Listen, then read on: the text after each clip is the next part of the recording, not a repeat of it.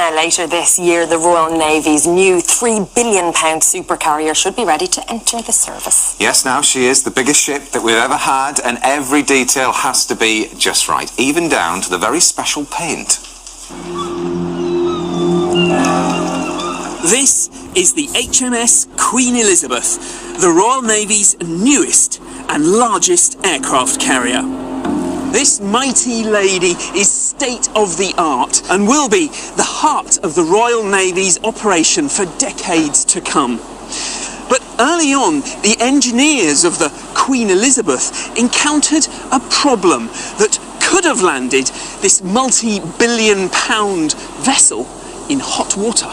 The problem lay with the runway and the coating of protective paint covering it.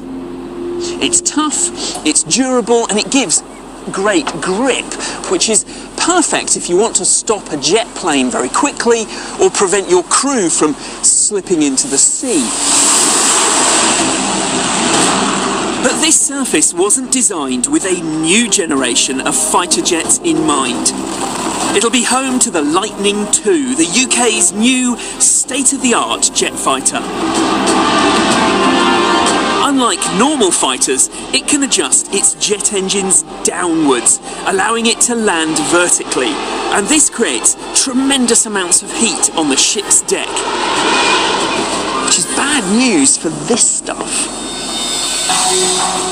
To show me just how much damage the heat from the Lightning II's engines can do, I'm meeting engineer Brian Alcock from Monitor Coatings in North Shields. So what we've got here is a sample of the conventional paint system, and then what we'll do is we'll simulate the jet engine landing on the deck paint. So that's a mini jet engine? Yes, it is. And that is going to meet that? Yes, it is. Can't wait. Let's do it. Okay.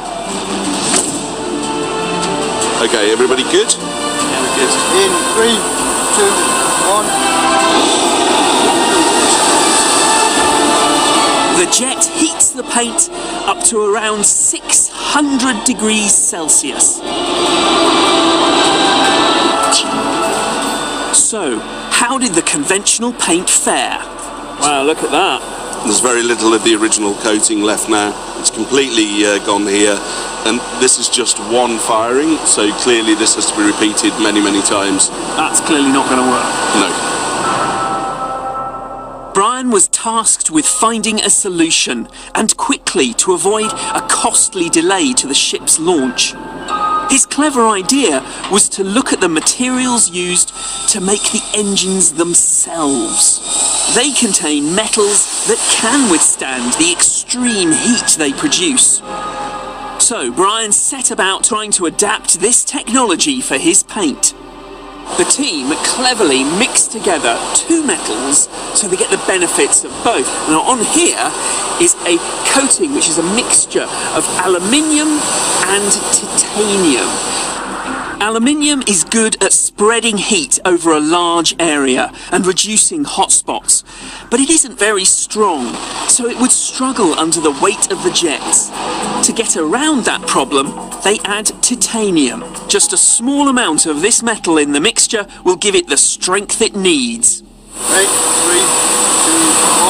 1. So how does this mix of metals stand up to 600 degree heat generated by the jet engine? Look at that. There's no damage at all. So it's completely unscathed. Absolutely. So you can see the differences in the coating now and what they're capable of withstanding. But how do you coat the carrier deck with these metals? Well, you need a special machine called an arc spray gun. It melts the two metals together and sprays them at high temperatures onto the deck, covering it in a thin but sturdy layer. This is the final coating. And even though it doesn't look like much, thanks to Brian's technology, this is going to be here for as long as the Queen Elizabeth sails the seas. Thank you, Marty. Love his films. Love them. Big Well, fan. that military